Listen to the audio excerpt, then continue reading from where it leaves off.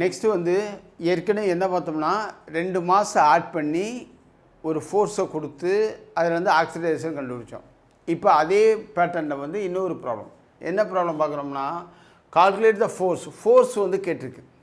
Okay, calculate the force needed to give a car of mass 800 kg. அப்போ mass எவ்வளோ கொடுத்துருக்கு? 800 kg கொடுத்துருக்கு. Okay, and acceleration of 2 m/s². Acceleration கொடுத்துருக்கு 2 m/s². Okay, அதாவது how much force is given to the car அதே வந்து கேட்டிருக்கு.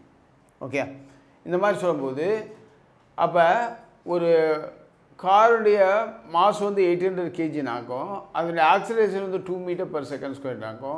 என்ன ஃபோர்ஸு, என்ன ஃபார்முலா? ஃபோர்ஸுக்கு வந்து நிறைய ஃபார்முலாஸ் வந்து இருக்குது.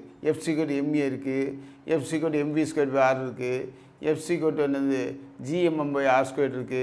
இந்த மாதிரி நிறையா இருக்குது. அதனால் என்ன டேட்டா கொடுத்துருக்காங்களோ அதுக்கு ரிலேட்டடாக வந்து நம்ம வந்து என்னது ஃபார்முலா வந்து சூஸ் பண்ணணும்.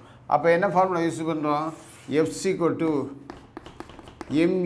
அப்படின்னு ஒரு ஃபார்முலா வந்து யூஸ் பண்ணுறோம். அப்போ F=800 ×